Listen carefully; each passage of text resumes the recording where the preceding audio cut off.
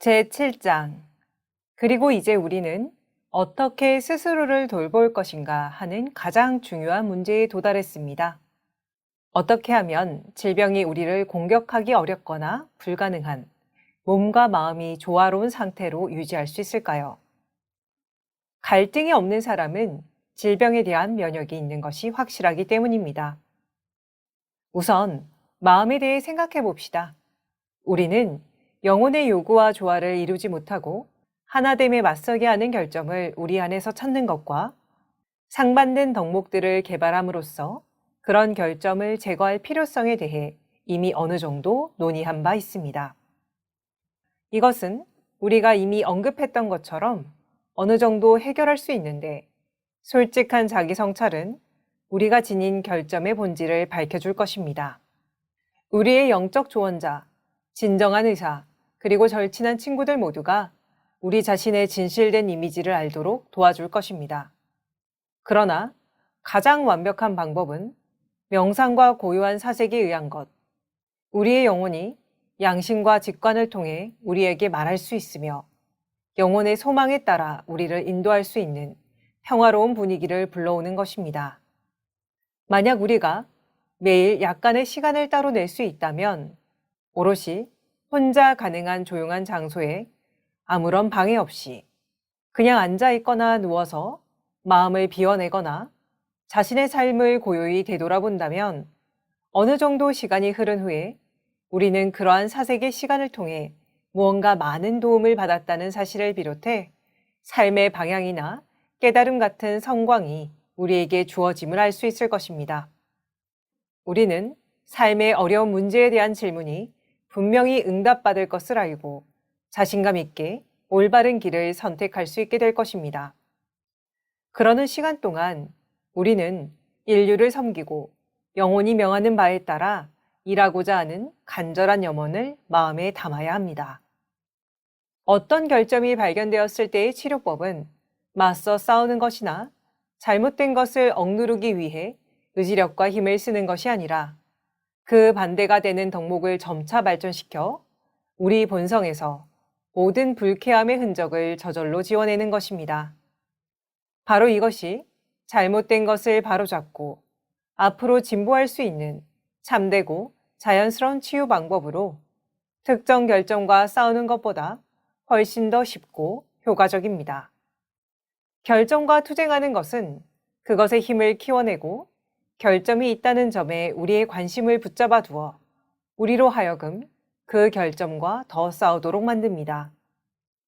그 다음으로 우리가 기대할 수 있는 것은 만족과는 거리가 먼 억압에 의한 정복인데, 이는 그 결점이 여전히 우리 안에 남아 있어 일주일쯤 후 새롭게 다시 나타날 것이기 때문입니다. 실패한 것을 잊고 앞선 결점을 불가능하게 만들 덕목을 발전시키기 위해 의식적으로 노력하는 것이 진정한 승리입니다.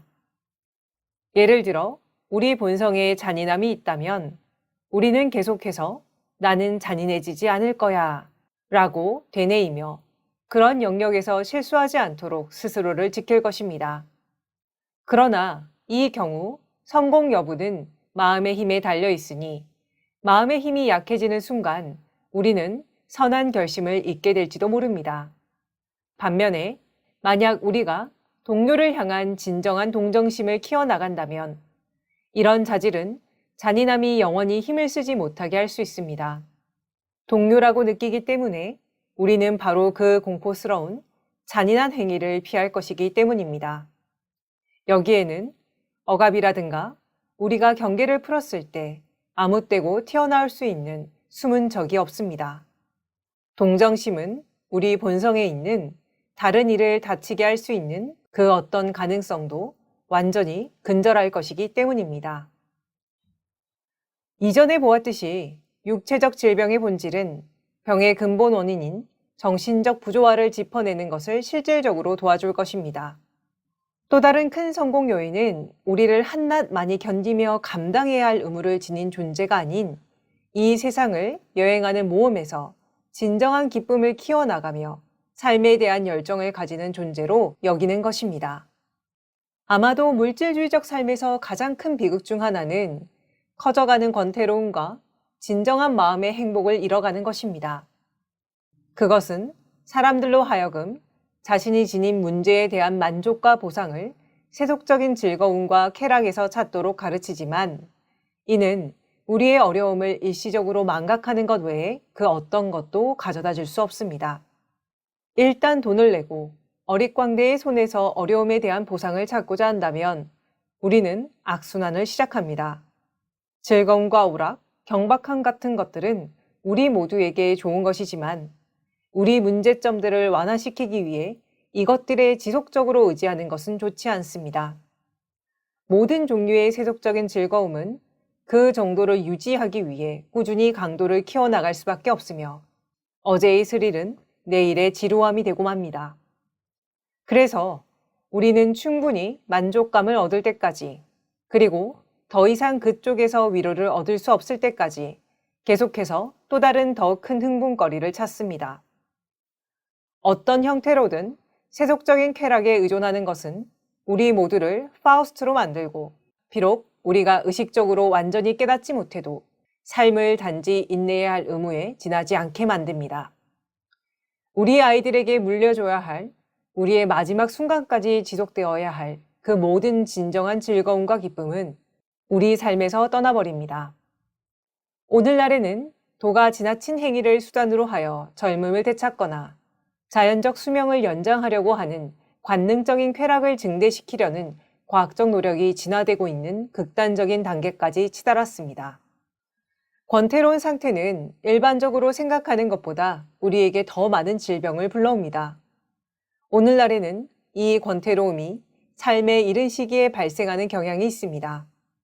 그래서 이와 관련된 질병들이 어린 나이에 발병하는 경향이 있습니다. 우리가 신성함의 진리와 이 세상에서의 자신의 사명을 알고 그리하여 경험과 다른 이들을 돕는 기쁨을 안다면 이러한 상태는 생겨날 수 없습니다. 권태로움을 해결하는 방법은 우리 주변 모든 것에 적극적이고 생생한 관심을 가지고 하루 종일 삶을 살피며 우리 동료를 비롯한 세상 만사 이면에 숨어 있는 진리를 배우고 또 배우는 것, 경험과 지식을 얻는 방법에 푹 빠지는 것, 그리고 함께 여행하는 길벗들을 위해 그것들을 활용할 기회를 찾는 것입니다.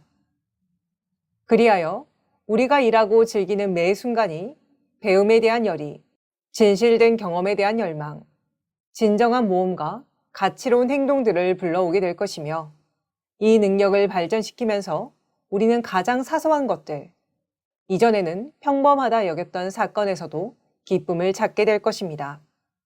단조롭고 지루했던 일상은 탐구와 모험의 기회가 될 것입니다. 진정한 즐거움은 삶 속 단순한 것들에서 찾을 수 있습니다. 그 단순한 것들이 위대한 진리에 더 가깝기 때문입니다. 체념은 삶의 여정에 있어 우리를 존재감 없는 여행자로 만들어버립니다. 이는 우리가 모험의 활기와 기쁨으로 가득한 생활을 할 때에는 일어나지 않겠지만, 체념은 우리를 부정적인 방향으로 나아가게 할 것입니다. 우리가 삶의 어느 지점에 있든, 수많은 사람이 가득한 도시의 일꾼이든, 언덕 위의 외로운 양치기이든, 단조로움을 흥미로움으로, 따분한 의무를 즐거운 경험의 기회로, 일상생활을 인류와 우주의 위대한 기본 법칙을 치열하게 연구하는 것으로 바꾸기 위해 노력합시다. 산속이든 계곡이든 우리 형제들 사이에서든 그 어디에서나 창조의 법칙을 관찰할 수 있는 기회가 넘치도록 있습니다. 먼저 우리 삶을 재미를 불러일으키는 모험으로 바꾸도록 합시다. 그러면 권태로움이 더 이상 힘을 쓰지 못하게 될 것입니다. 그렇게 얻은 지식을 바탕으로 우리의 마음과 영혼, 피조물의 위대한 하나됨과 조화를 이루는 것을 추구합시다. 우리에게 또 다른 근본적인 도움은 모든 두려움을 없애는 것입니다. 실제로 두려움은 원래 인간계에서는 설 자리가 없습니다. 우리 안의 신성은 정복할 수 없고 불멸하기 때문입니다. 우리가 그것을 안다면 신의 자녀인 우리는 아무것도 두려워할 것이 없습니다. 물질주의적 시대에는 세속적인 소유물이 증가하면서 두려움이 자연스럽게 커집니다. 만약 소유하는 것이 세상의 전부라고 한다면 그것들은 변하기 쉽고 얻기 어려우며 짧은 기간에도 지키기가 불가능하기 때문에 우리는 기회가 있을 때 그것을 놓치지 않기 위해 극도의 불안감을 갖게 됩니다. 그리하여 우리는 의식적이든 무의식적이든 지속적인 두려움의 상태로 살 수밖에 없습니다. 우리 내면의 자아는 그런 소유물들은 언제든지 빼앗길 수 있고 기껏해야 그저 짧은 인생 동안에만 지킬 수 있다는 것을 알기 때문입니다. 이 시대에서는 질병에 대한 두려움이 해를 끼칠 정도로 커져왔습니다. 두려움은 오히려 우리가 무서워하는 것들이 들어오기 쉽도록 문을 열어버립니다. 우리가 타인의 안녕을 위해 진지하게 일하다 보면 개인적인 질병을 걱정할 시간이 없기 때문에 그런 두려움은 자신만의 이익을 생각하는 것일 뿐입니다. 오늘날 두려움은 질병을 악화시키는 데 중요한 역할을 하고 있으며 현대과학은 일반 대중들에게 아직 절반의 진실에 불과한 발견물들을 널리 전함으로써 공포의 영역을 확장시켰습니다. 질병에 관련된 박테리아나 다양한 세균들에 대한 지식은 수천 수만의 사람들 마음을 헤집어 놓았고 그들 마음속에 생겨난 공포는 그 자체로 사람들이 병에 걸리기 쉽게 만들었습니다. 박테리아와 같은 하등 생명체들은 신체적 질병에 영향을 주거나 관련이 있을 수는 있지만 과학적으로나 일상적인 일을 통해 증명할 수 있는 것과 달리 결코 질병에 관련된 진실 전체를 보여주진 않습니다. 과학이 물리적 근거로 설명할 수 없는 요소가 있는데 사람들이 똑같이 감염될 가능성이 열려 있다면 어째서 어떤 사람들은 병에 걸리고 또 어떤 사람들은 그렇지 않느냐는 것입니다. 물질주의는 일상적인 삶 속에서 특정 개인이 병에 걸리기 쉽게 하거나 면역시켜주는 요소가 그 성질이 무엇이 되었든 물리적 차원 이에 있다는 것을 모르고 있습니다. 두려움은 우리 정신에 우울한 영향을 미치고 우리의 육체와 자성체 사이에 부조화를 일으켜 질병이 침입할 수 있는 길을 열어줍니다. 만일 박테리아나 그런 물질적 요인만이 질병의 확신한 원인이라면 두려워하지 말라고 사람들을 격려할 필요가 거의 없을 것입니다. 그러나 이미 살펴본 바와 같이 최악의 전염병이 발생할 때 감염에 노출된 사람들 중 일부만이 병에 걸린다는 사실을 생각해보면 질병의 진정한 원인은 각자의 성격에 달려 있어 우리가 통제할 수 있다는 것도 알 수 있습니다. 그렇다면 우리는 치유제가 우리 안에 있다는 것을 알고 공포와 두려움 없이 일상을 살아갈 이유를 가진 것입니다. 질병에 걸릴까봐 염려하는 것이 오히려 병에 더 잘 걸리게 만들 뿐이라는 것을 알면 그리고 마음의 조화로움을 가져오려 노력할 때 병에 걸릴 확률은 번개나 떨어지는 유성 조각에 맞을 확률에 지나지 않는다는 것을 알면 우리는 물질적 요인만이 질병에 걸리게 만든다는 두려움을 우리 마음에서 몰아낼 수 있습니다. 이제 우리 몸에 대해 생각해 봅시다. 이 몸이라는 것은 우리가 경험과 지식을 얻기 위해 세상과 접촉할 수 있도록 영혼이 잠시 동안만 머무는 지상거처라는 것을 결코 잊어서는 안 됩니다. 자신을 몸과 지나치게 동일시하지 않되 존중하며 보살펴줘야 몸은 우리가 해야 할 일을 할 수 있도록 건강하게 오래 유지됩니다. 단 한순간도 몸에 몰두하거나 지나치게 걱정해서는 안 되며 몸을 우리 영혼과 마음의 매개체이자 우리가 원하는 것을 수행하는 비서로 여김으로써 가능한 몸의 존재를 거의 의식하지 않는 방법을 익히십시오. 몸 안팎의 청결은 매우 중요합니다. 서양인들은 너무 뜨거운 물로 몸을 씻습니다. 이러면 피부 모공이 열려 더러운 것들이 들어갈 수 있습니다. 게다가 비누를 너무 많이 사용하면 피부 표면이 끈적끈적해집니다. 찬물이나 미지근한 물로 샤워하거나 2번 이상 헹궈주는 것이 몸을 건강하게 유지하는 자연스러운 방법에 가깝습니다. 필요한 만큼만 비누를 사용하여 눈에 띄는 더러움을 제거하고 이후에는 깨끗한 물로 잘 씻어내야 합니다. 몸 내부의 청결은 식단에 따라 좌우됩니다. 과일과 채소, 견과류를 중심으로 가능한 깨끗하고 건강한 먹거리를 골라야 합니다. 고기는 확실히 피해야 합니다. 첫째로는 몸에 많은 신체 독성을 만들어내고 둘째로는 비정상적이고 과도한 식욕을 자극하기 때문입니다. 셋째로는 동물들을 죽여야 하기 때문에 필히 잔인함을 수반하기 때문입니다. 몸 내부를 정화하기 위해서는 물, 천연와인, 자연 재료로 직접 만든 음료 등 충분한 양의 액체를 섭취해야 하는데 더 많이 가공된 증류 음료는 피하는 것이 좋습니다. 우리는 대부분 잠잘 때보다 깨어있을 때 자신을 보다 잘 통제할 수 있으므로 지나치게 많이 자면 안 됩니다. 몸을 뒤척일 때 바로 일어나라는 옛말은 언제 기상해야 할지를 알려주는 훌륭한 지침이 됩니다. 의복은 적당한 온기를 유지할 수 있을 만큼 가벼워야 합니다. 통기성이 있어야 하며 햇빛과 신선한 공기가 가능한 언제든 피부에 닿게 해야 합니다. 물과 일광욕은 건강과 활력에 큰 도움이 됩니다. 모든 일에 있어 쾌활하도록 하고 의심과 우울은 우리의 것이 아님을 기억하여 그것들에 치이는 것을 거부해야 합니다. 우리의 영혼은 기쁨과 행복만을 알기 때문입니다.